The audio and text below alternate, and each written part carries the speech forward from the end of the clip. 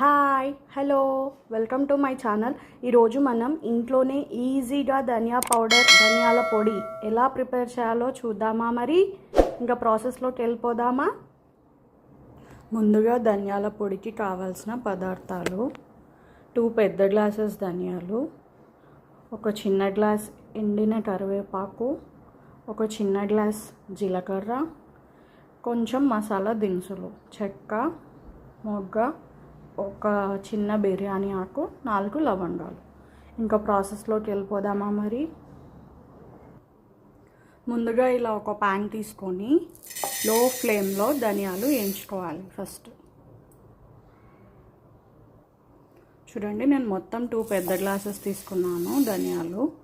4 భాగాలు ధనియాలు అయితే 1 భాగం జీలకర్ర తీసుకుంటాం మనము. లో ఫ్లేమ్లోనే రోస్ట్ చేసుకోవాలండి ఇవి, అప్పుడే ధనియా పౌడర్ టేస్ట్ అనేది చాలా బాగుంటుంది. మీరు హై ఫ్లేమ్లో రోస్ట్ చేస్తే అంత టేస్ట్ ఉండదు, పచ్చి పచ్చిగా ఉంటుంది. కాబట్టి లో ఫ్లేమ్లోనే రోస్ట్ చేసుకోండి. మధ్యలో కలుపుతూ ఉండండి, లేకుంటే మాడిపోతాయి. లో ఫ్లేమ్లోనే రోస్ట్ చేసుకోండి. మనం ఇంట్లోనే ఇలా ప్రిపేర్ చేసి పెట్టుకుంటే ఒక 2-3 మంత్స్ వరకు ఉంటుందండి. ఎయిర్ టైట్ కంటైనర్లో పెట్టుకుంటే మనం అన్ని కర్రీస్కి, అలాగా మసాలా కర్రీస్కి, ఏదైనా రైస్కి కూడా యూజ్ చేసుకోవచ్చు. ఒకసారి చేసి పెట్టుకుంటే మనకి స్టోర్ చేసి పెట్టుకోవచ్చు అండి, ఎన్ని రోజులైనా ఉంటుంది.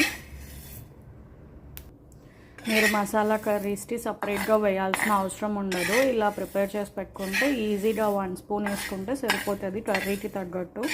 ఇలా చేసుకుంటే ఈజీగా ఉంటుందండి మీకు. కాబట్టి తప్పకుండా ట్రై చేయండి ఈ ప్రాసెస్లో. బిస్మిల్లాబాద్కి, నెక్స్ట్ క్యాప్సికమ్ రైస్కి, ఇలా మసాలా రైస్లకు కూడా ఎంతో ఉపయోగపడుతుంది ఈ పౌడర్ అనేది. నేను ఇలాగే చేసి పెడతానండి పౌడరు. ఈ పౌడర్ వేయడం వల్ల కూడా మీకు టేస్ట్ అనేది చాలా బాగుంటుంది, కర్రీస్ కానీ కలర్ రైసులు కానీ. చూడండి, ఆల్మోస్ట్ రోస్ట్ అయిపోయాయి. ఇంకొక నిమిషం పెట్టి మనం పక్కకు తీసేద్దాం. ఇవి రోస్ట్ అయ్యాయండి, ఇంకా పక్కకు తీసేద్దాము. ఇప్పుడు ఇదే ప్యాన్లో జీలకర్ర కూడా వేసి రోస్ట్ చేద్దామండి. జీలకర్ర తొందరగానే రోస్ట్ అయిపోతుంది, జస్ట్ ఒక 1 మినిట్ పెడితే సరిపోతుంది. జీలకర్ర కూడా రోస్ట్ అయిపోయిందండి, ఇంకా ఇది కూడా పక్కకు తీసేద్దాము. ఇప్పుడు ఇదే ప్యాన్లో మసాలా దినుసులు, ఒక చిన్న గ్లాస్ ఎండు కరివేపాకు వేసి స్టవ్ ఆఫ్ చేసేయండి. అదే వేడికి అవి వేగిపోతాయి.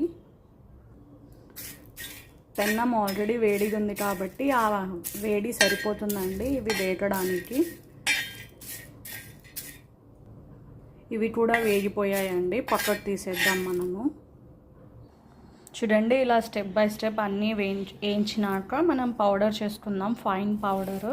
ఇవి చల్లారనిద్దామండి కొద్దిసేపు. చల్లారాక మనం మిక్సీలో వేసి గ్రైండ్ చేద్దాం. ఇవి చల్లారాయండి, ఇప్పుడు మిక్సీలో వేసి గ్రైండ్ చేద్దాం. చూడండి, ఇలా మెత్తగా గ్రైండ్ చేసుకున్నాక దీన్ని జెల్లీ వేసుకుందాం. ఇప్పుడు ఇలా జెల్లీ వేసి పెట్టుకోండి. మీకు ఎక్కడైనా ఇంకా లావుగా ఉంటే పైకి వచ్చేస్తుంది, అది మళ్ళీ ఇంకొకసారి గ్రైండ్ చేసుకోవచ్చు. చూడండి, ఇలా జెల్లీ వేసాక మళ్ళీ ఇలా వస్తుంది మీకు, మళ్ళీ గ్రైండ్ చేసుకోవాలి దీన్ని. ఇప్పుడు దీన్ని కూడా జెల్లీ వేద్దాం. ఇలాగే మొత్తం అంతా ప్రాసెస్ చేసుకోవాలండి. చూడండి, ఇలా మెత్తగా వచ్చేంత వరకు మీరు సేమ్ ప్రాసెస్ కంటిన్యూ చేయాలి. ధనియా పౌడర్ రెడీ అయిపోయిందండి. చూడండి, ధనియా పౌడర్ రెడీ అయిపోయింది. అంతే, ఇలా ఈజీ ప్రాసెస్లో ఇంట్లోనే చేసి పెట్టుకొని ఎయిర్ టైట్ కంటైనర్లో పెట్టుకుంటే మీకు 2-3 మంత్స్ వరకు స్టోర్ చేసుకోవచ్చండి. కర్రీస్కి, రైస్లకి ఈజీగా వేసుకోవచ్చు. Thank you for watching. Please subscribe to my channel.